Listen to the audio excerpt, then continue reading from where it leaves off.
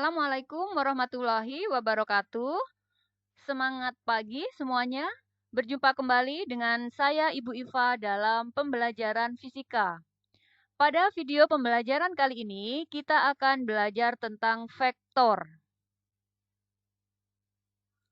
Kita akan mempelajari KD 3.3, yaitu menerapkan prinsip penjumlahan vektor sebidang, dan KD 4.3, yaitu merancang percobaan untuk menentukan resultan vektor sebidang beserta presentasi hasil dan makna fisisnya. Setelah kegiatan pembelajaran ini, diharapkan Anda dapat yang pertama, menerapkan berbagai metode penjumlahan vektor, baik dengan cara grafis seperti segitiga, poligon, dan jajar genjang, maupun metode analitis yaitu dengan rumus kosinus. Yang kedua, dapat menguraikan vektor. Yang ketiga, dapat menerapkan metode urai vektor untuk menentukan resultan vektor.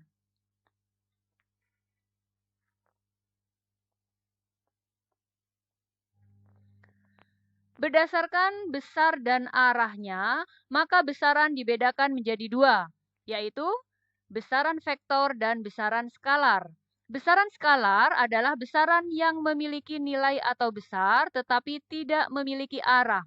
Sebagai contoh adalah massa, waktu, daya, suhu, dan lain-lain. Yang kedua, besaran vektor adalah besaran yang memiliki nilai atau besar dan juga arah. Sebagai contoh adalah kecepatan, percepatan, gaya, berat, tekanan, arus listrik, dan lain-lain.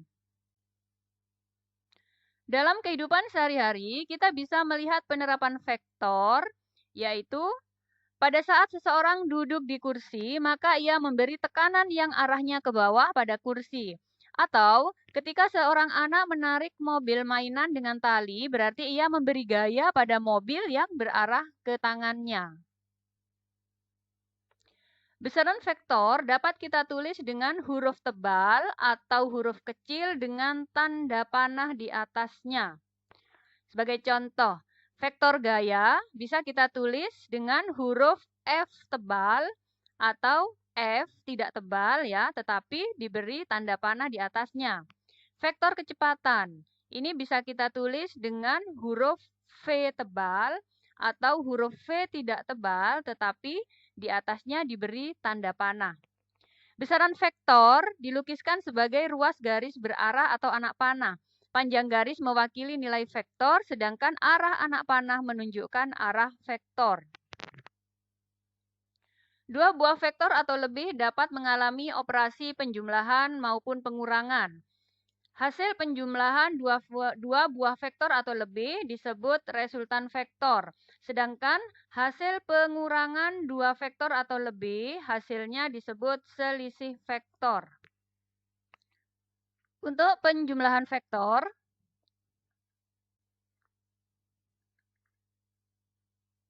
di sini ada sebuah vektor, kita beri nama vektor A.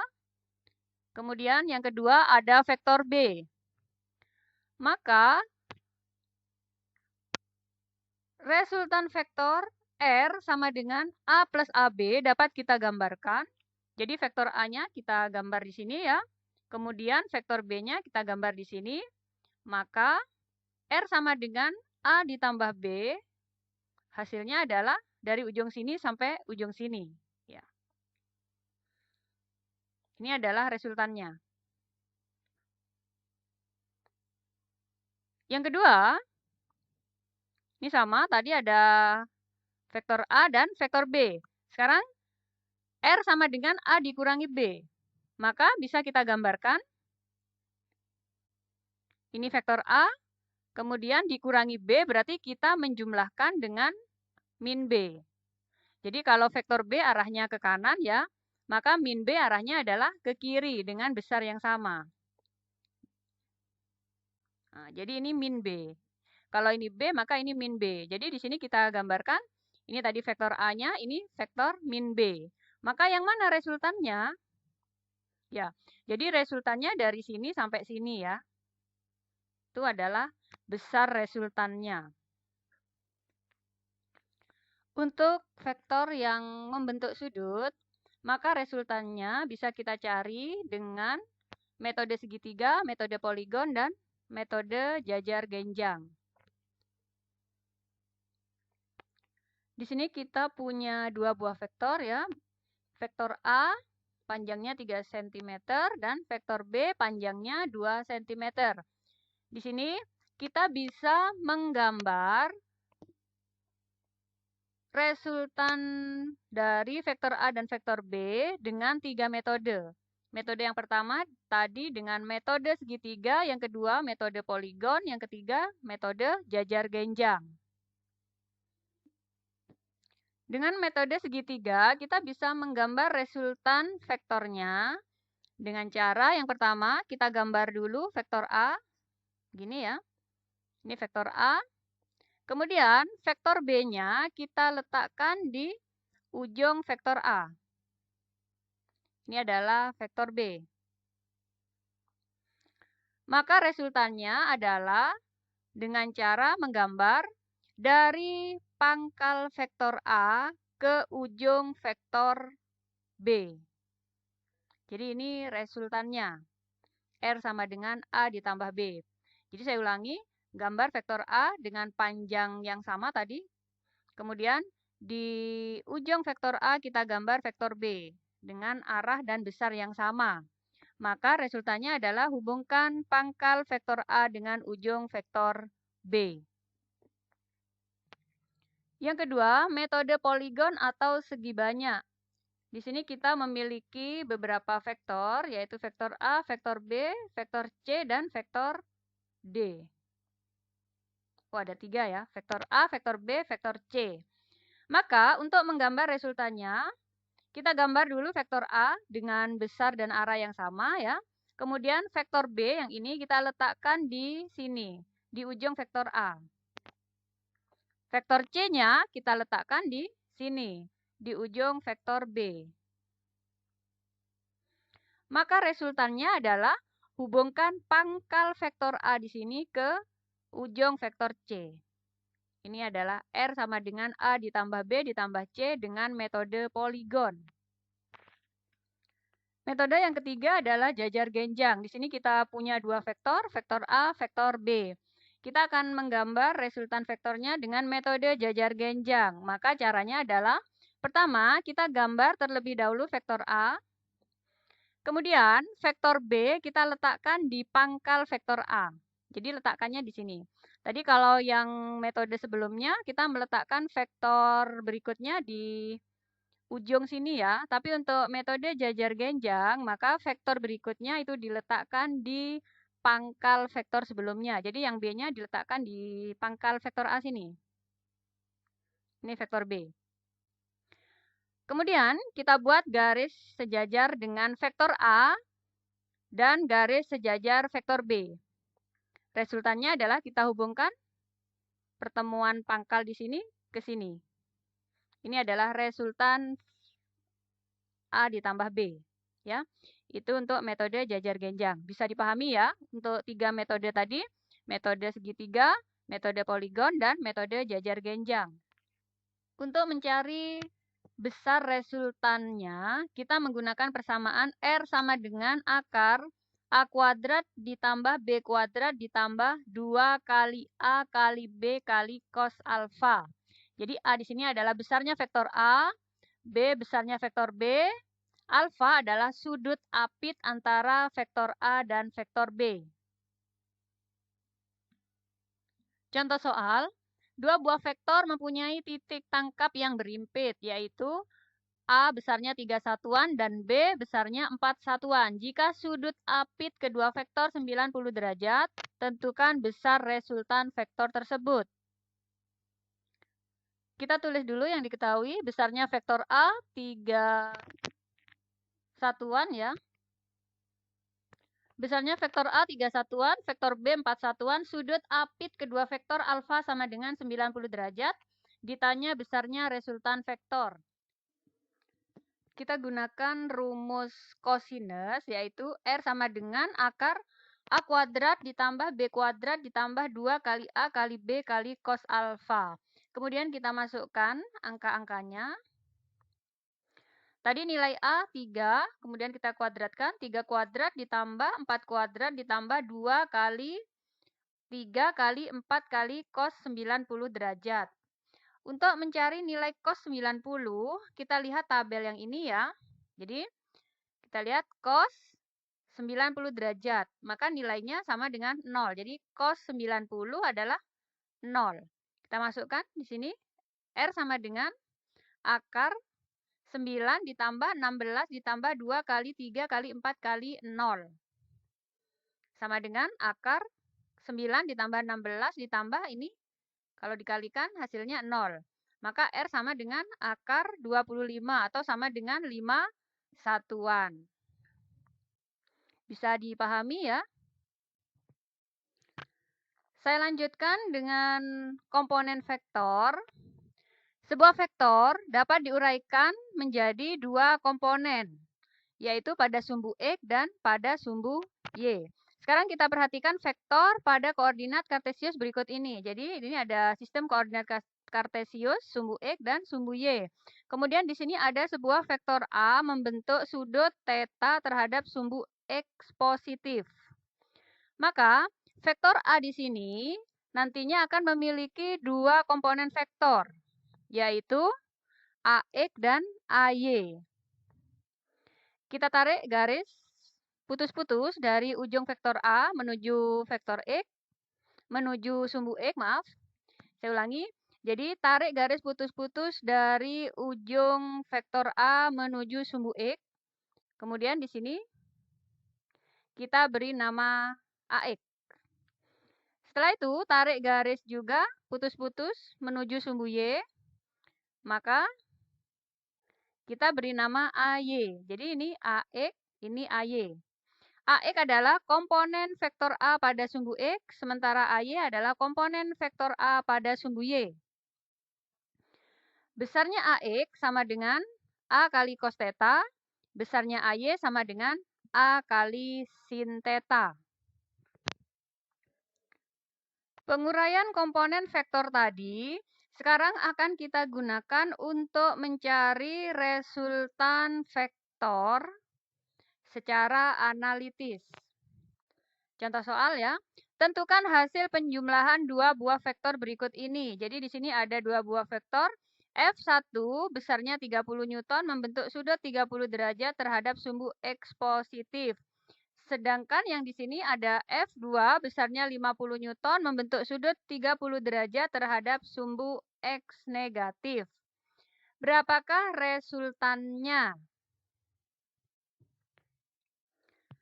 Jadi langkah pertama nanti kita harus menguraikan F1 ke sumbu X dan F1 ke sumbu Y. Begitu juga kita akan mencari atau menguraikan F2 ke sumbu X dan ke sumbu Y. Sehingga nanti kita dapatkan komponen vektor F1 pada sumbu X dan komponen vektor F1 pada sumbu Y. Begitu juga kita akan dapatkan nanti F2 pada sumbu X, komponen vektor F2 pada sumbu X dan komponen vektor F2 pada sumbu Y. Kita gambar ya. Jadi uraikan vektor pada sumbu X dan Y. Ini F1. Berarti kita tarik garis ke sumbu X sama seperti tadi. Ini ya. Kemudian di sini kita beri nama F1X. Ya. F1X, komponen vektor F1 pada sumbu X. Tadi besarnya F1 kali cos theta, berarti F1-nya 30 kali cos theta 30. Tetanya 30, berarti F1X sama dengan 30 kali cos 30. Kemudian, ini tarik garis ke sumbu Y sama seperti tadi. Kemudian ini kita garis ya, kita beri nama F1Y. F1Y tadi besarnya sama dengan F1 kali sin theta. Berarti sama dengan 30 kali sin 30. Kita lanjut ke F2 ya. Jadi sama, ini F2 besarnya 50 Newton. Kita tarik garis ke sumbu X. Ini tadi sudutnya 30, kemudian kita tarik garis ke sumbu X. Maka di sini adalah F2X. Rumusnya F2X adalah F2 kali cos theta. Berarti di sini nilainya F2 50 kali cos theta-nya 30. Maka di sini 50 kali cos 30. Jangan lupa di sini diberi tanda negatif karena F2X ini berada pada sumbu X negatif. Lanjut. Tarik garis ke sumbu Y. Ini ya. Jadi tarik garis ke sumbu Y. Kemudian kita garis dari sini. Ini adalah F2Y. Besarnya F2Y adalah F2 kali sin 30. Di sini positif, karena di sini adalah sumbu Y positif. Oke, itu cara menguraikan komponen vektor pada sumbu X dan sumbu Y. Jadi tadi di sini tadi F1X ya. F1X sama dengan 30 kali cos 30. Di sini positif ya, karena F1X ini dia berada di sumbu X positif. Jadi F1X, saya ulangi, sama dengan 30 kali cos 30. Kita lihat di sini cos 30 berarti setengah akar 3. Jadi di sini sama dengan 30 kali setengah akar 3. Atau sama dengan 15 akar 3. Kemudian yang F1Y. F1Y sama dengan 30 kali sin 30. Sama dengan 30 kali, lihat tabel, sin 30 nilainya setengah ini. Jadi 30 kali setengah sama dengan 15. Lanjut ke F2X.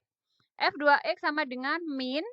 Tadi diingat ya, kenapa min? Karena ini berada di sumbu X negatif. Jadi di sini min 50 kali cos 30. Cos 30 setengah akar 3. Maka di sini sama dengan min 50 kali setengah akar 3 sama dengan min 25 akar 3. Jadi 50 bagi 2 kan 25 ya. Akar 3-nya kita tulis lagi. Terakhir F2Y sama dengan 50 kali sin 30. Sin 30 nilainya setengah. Berarti di sini sama dengan 50 kali setengah sama dengan 25. Bisa dipahami ya? Jadi di sini F1X nilainya 15 akar 3. F1Y nilainya 15. F2X nilainya negatif 25 akar 3. F2Y nilainya 25. Jangan lupa satuannya ditulis ya. F1X 15 akar 3 Newton, F1Y 15 Newton, F2X min 25 akar 3 Newton, dan F2Y 25 Newton. Berikutnya kita cari resultan vektor pada sumbu X dan resultan vektor pada sumbu Y. Jadi resultan vektor pada sumbu X kita beri nama Rx. Ini sama dengan F1X ditambah F2X. Tadi F1X nilainya 15 akar 3 ditambah F2X nilainya negatif 25 akar 3.